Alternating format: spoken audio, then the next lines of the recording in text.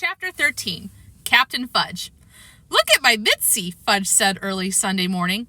The two of us were on the porch waiting for Grandma to call us in to breakfast. She was making pancakes as a special treat. "Doesn't it look good?" He handed his baseball glove to me. "Feel how soft it is." "What'd you do?" I asked. There were dark splotches all over it. "Oiled it like the man in the store said." "What'd you use?" "Guess." I sniffed his glove. There was a familiar smell to it. "I'll give you a hint," he sang. "It's pink." "Pink oil?"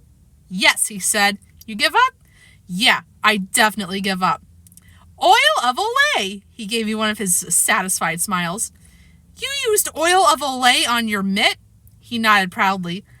"Oil of Olay is for skin, turkey brain. Mom uses it on her face." "I'm not a turkey brain. You're the turkey brain, and you're just jealous because your mitt's not as soft as mine." "Yeah, right. And I'm jealous that my mitt doesn't smell like that pink stuff, too." "I like that smell." "I'm glad, because you're going to be smelling it for a long time." "What'd you do? Use up the whole bottle?" "The man in the store said to oil it every night, remember?" "He said a few drops, and he was talking about neat's foot oil." "What's neat's foot oil?" "It's what you're supposed to use on a baseball glove." I watched the expression on his face change as he got the message. "Never oil of Olay?" he asked in a small voice. I shook my head. Now he was about 2 seconds away from tears. Why didn't I just tell him his glove looks great? Why did I have to make such a big thing out of it? I said, "Look, it's not like you did anything wrong. You were just being, I paused, trying to find the right word. "Creative?" he asked. "Yeah, creative." I handed him his glove and went to see what Jimmy was doing. He was still in bed, sound asleep. "Hey, Jimmy, wake up." He rolled over and buried his head under the pillow. "I'm not getting up today," he mumbled, curling himself into a ball. I pulled the covers off him. "The ball game starts at 10 a.m. "What ball game?" "You know what ball game." "Oh, that ball game. I'll probably strike out every time I'm up." "So what?" I said. "It's not every day you get to play with Big Apfel." "I never even heard of this guy until you started in on him." "Too bad," I said, "because he's headed for the Hall of Fame." "Says who?" Jimmy asked. "Says me." There were more people at the high school field than I had ever seen in Southwest Harbor, and more dogs than I had ever seen anywhere, except in Central Park on a sunny day. Enough dogs for a team of their own. When Sheila saw all those dogs, she screamed and ran back to her father's car. "I'll wait here," she said, slamming the door. "It's going to be a long wait," Mr. Tubman told her. "I don't mind," Sheila said. "I brought a book just in case." "I thought you're not afraid of dogs anymore," I said. "I'm not, once I know them, but strange dogs can give you diseases." "Not if you don't kiss them," I said. "Ha, ha." "If you change your mind," Mr. Tubman began. "I'll never change my mind," Sheila told him. Mr. Tubman shook his head, but he didn't force Sheila out of the car. Jimmy and I headed for the field. I stopped in my tracks when I saw this great-looking girl in a red striped t-shirt stretching out near third base. It was Isabel. "That's her," I told Jimmy. He gave me a blank look. "Isabel? From the library?" I said. "Really?" Jimmy said. "That's Izzy?" "Yeah. She's incredibly ugly." "What, are you crazy?" I said. "She's beautiful." Jimmy slapped his thigh and laughed. "I got you that time," he said. "Very funny," I told him. There were other familiar faces, too. The woman who owns Oz Books was there. I call her Dorothy of Oz, even though that's not her real name. And the butcher from Sawyer's Market. Bicycle Bob was there, too. He said, "So how's the newest member of the ISAF club?" "Great," I told him. "Keeping your mouth shut?" he asked. "I'm trying." "That's the way." He cuffed me on the shoulder. Suddenly, a low murmur ran through the crowd. Everyone looked toward home plate. And there he was, dressed in full Red Sox uniform, Big Apfel, in the flesh. I recognized him right away. First, by his height, 6 feet 6 inches without spikes. And second, because he still looks a lot like the picture on his baseball card, except he's gained a few pounds, and now his hair is gray. Everyone gathered around him. You could feel the excitement. Mitzi and Fudge were right in the middle of it, each with an arm around one of Big's legs. I tried to work my way closer, but I got shoved aside by the guy from the hardware store. My heart was pounding. Please let me be on his team, I prayed. I'll never ask for another thing if I can just play on his team. Then Big spoke and his voice boomed. As most of you already know, these old knees aren't what they used to be. I can't take the field or run the bases anymore. He looked right at me and nodded, as if he knew me. But I can still knock one out of here every now and then. I cheered with the crowd. So to be fair, Big continued, I bat for both sides. Everybody cheered again. Everybody except me. What? I said. How can he bat for both sides? That's impossible. That's against the official rules. When in Rome, some woman who was standing next to me said. I glared at her. She glared back and repeated the whole phrase as if I hadn't gotten it the first time. When in Rome, do as the Romans do. I've got news for you, I told her, feeling my face turn hot. We're not in Rome. And I've got news for you, Junior, she said. Rudeness will not be tolerated in this game. Who's being rude? I asked. Cut it out, Peter, Jimmy whispered, grabbing my arm. I shook him off. Calm down, will you? He said. It's just a game. I suppose you think it's fair for him to bat for both sides? Yeah, I do. I looked away. My throat felt tight. Big grabbed a fistful of straws, and anyone who wanted to be captain drew one, including Jimmy and me. Look, Fudge said, holding up a short straw. I'm captain. Isabel held up the other short straw. I'm captain, too. I can't believe this, I said. Maybe she'll pick you for her team, Jimmy said. Yeah, sure. I wasn't about to admit I was hoping the same thing. Hey, Izzy, Fudge called. I'm writing that book. I'm already on chapter 4. Fantastic, Isabel called back.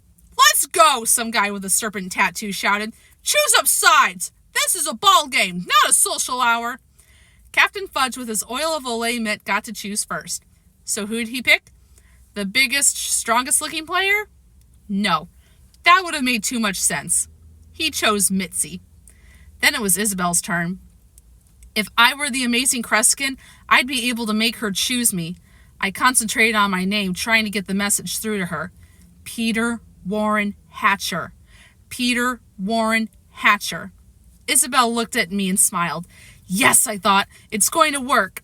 I closed my eyes. When I did, Isabel chose Tony Ickle. Then Fudge picked me. Goodbye, Isabel. I tried to get him to choose Jimmy next, so at least I'd have a friend on my team. But did he listen? No. And Jimmy wound up on Isabel's team. Nothing was working out the way I'd planned. Absolutely nothing. Our side took the field. When in Rome was on first base. I was on second, and Buzzy Sr. was on third. Fudge and Mitzi stood right next to each other at shortstop, and Dad was on the mound. Isabel's team lined up. Tony Ickle was their first batter. Dad threw a fastball, but it was wild. He threw 6 more before he settled down. Lucky for us, it's a no-walk game. Tony popped up the first one that crossed the plate. It came toward me. I was ready for it, but I took my eye off the ball just for a second, just to make sure Big Apfel was watching. When I did, the ball dropped at my feet. I picked it up and panicked. My throw to first went over the head of When in Rome. Wake up, Junior, she yelled. Where are your eyes? In the back of your head? I could feel everyone staring at me. I swallowed hard and blinked back tears. If only I could do it over. I know I'd make the catch. It's all right, Peter, Dad said. We all make mistakes. Sure, I thought, but we don't all make 2 on the first play of the game. My legs were shaking, and I felt Grandma's pancakes bouncing around in my stomach. Before the first half of the first inning was over, Isabel's team had 5 runs, and Big hadn't even come up. When he did, he slammed one out of sight, and 2 more runs scored. Finally, it was our turn at bat. Bicycle Bob was on the mound for Isabel's team, and he put every pitch right down the middle. By the time I came up, we had 2 on and 2 out. Okay, this is it. This is my big chance. I can make up for all my errors now. All I have to do is concentrate. I stood up to the plate. Bicycle Bob wasn't going to get anything by me. I could feel Big watching. I could feel him thinking, this guy might have some potential after all. Bicycle Bob wound up and threw the first pitch. I took a huge cut and missed, spinning all the way around. "It's Fudge-a-Mania!" Mitzi sang. "No, it's not," Fudge told her. "It's a strike." "Oh," Mitzi said, disappointed. I took another swing and missed again. "Keep your eye on the ball, Pete," Fudge called. Just what I needed. My 5-year-old brother giving me tips at the plate. Bicycle bobbed through the next pitch. This time I was ready for it. I heard the crack of the bat as it connected with the ball. It was a good, strong shot. But wait, it was headed straight for Grandma, who was playing deep at third. "Run!" my team yelled. I ran for first, trying to keep my eye on Grandma at the same time. I hoped the ball wouldn't knock her down. But I worried for nothing, because Grandma jumped with her glove held high. She made a fantastic catch. I was out. Isabel's team cheered. "Thanks a lot, Grandma." Just when I thought things couldn't get any worse, they did. We were back in the field. Isabel came up to the plate. She's one of those players who wiggles the bat. Actually, she wiggles more than the bat, but I try not to notice. She knocked a slow grounder right at Mitzi, but Mitzi knew what to do. She had her glove on the ground and her legs together so the ball couldn't get through. She stopped it. She picked it up. "Look," she called, showing everyone. "I got the ball." "Throw!" we all yelled at her. She looked confused, then threw the ball to Fudge, who was standing right next to her. Then Isabel was on her way to second. "Here!" I yelled at Fudge. But instead of throwing the ball, he ran it over and personally handed it to me. By then, Isabel was on her way to third. "Throw, Peter!" Buzzy Sr. yelled. But I was scared I'd throw it away again. So I decided to fake a throw instead. And it worked. Isabel headed back to second. When she realized I still had the ball, she turned and tried for third again. We had her trapped between the bases. But there was only one sure way to get her out. So I ran after her. It wasn't my fault she changed directions again, and we collided, falling to the ground together. "This isn't football!" she shouted. She stood up, brushed herself off, and marched off the field. "Yeah, Izzy!" Fudge cheered. "She's on the other team," I told him. "You're supposed to cheer for me. I'm the one who tagged her out." "Yeah, Pete!" he and Mitzi cheered, jumping up and down. They were the only ones who did. As if that weren't enough, in the final inning, Jimmy hit a perfect double to left field, and Big shouted, "Way to go, son!" I thought Big wasn't supposed to root for either team. I thought he was supposed to stay neutral. Finally, the game was over. Captain Fudge didn't mind that his team lost 26-8, or that he struck out every time he came to bat. He and Jimmy yacked all the way home. They sang, "Take Me Out" to the ball game. They made plans for next Sunday's game. "I thought you had to leave on Thursday," I said.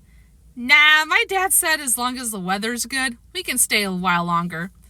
"Great," I said, but I wasn't sure I meant it. "Big says I have real potential," Jimmy told me. "He says I just have to build up my confidence. He says once I have confidence, there won't be any stopping me. I might even be heading for the majors." "Great," I said again. Now I know how Dad felt yesterday on the boat, like a real loser. "And it's all thanks to you, Peter," Jimmy said, dropping his arm over my shoulder. "If you hadn't forced me out of bed this morning, none of this would have happened. You're really my best friend." "And you're my best brother," Fudge said, planting a sticky kiss on my face. Maybe I'm not such a loser, I thought. Maybe today just wasn't my day. But next Sunday could be completely different. Next Sunday, I might make a fantastic catch and hit a grand slam home run. Anything's possible in baseball. This time, when Jimmy and Fudge started another round of Take Me Out to the ball game, I sang with them. Mom hit the shower as soon as we got home, and when she came out, she called, "Fudgy, where's my oil of Olay?" "Mr. Zooman took it, Mom," Fudge said. Mr. Zooman is the guy who picks up the trash twice a week. "Why would Mr. Zooman have taken my oil of Olay?" "Because the bottle was empty." Fudge was tying a red bandana around Turtle's neck. All the dogs at the game wore bandanas. "But it was a brand new bottle," Mom said. "It was still empty, Mom." "But you said you only needed a few drops. For Mitzi." "Not Mitzi," Fudge said. "My Mitzi." "Your what?" Mom asked. "You know, my baseball glove." "You used my oil of Olay on your baseball glove?" Fudge undid the bandana from Turtle's neck and tied it around his leg instead. Turtle barked. "You used all of my oil of Olay on your Mitzi?" Mom asked. Right, Fudge said. I can't believe this, Mom said to herself. All my oil of Olay. Olay! Fudge, Uncle Feather said as Sheila came into the room. Olay! I didn't know your bird speaks Spanish, Sheila said. He doesn't, I told her. But I just heard him say Olay. Sheila went over to Uncle Feather's cage and snapped her fingers. Olay, she sang. Olay! Olay! Uncle Feather sang back. You see, Sheila said to me. It's not that kind of Olay, I said. It's O-L-A-Y, Olay. How could you possibly know that, Sheila asked. Believe me, I know. All right, we've got one more chapter. Join us for chapter 14.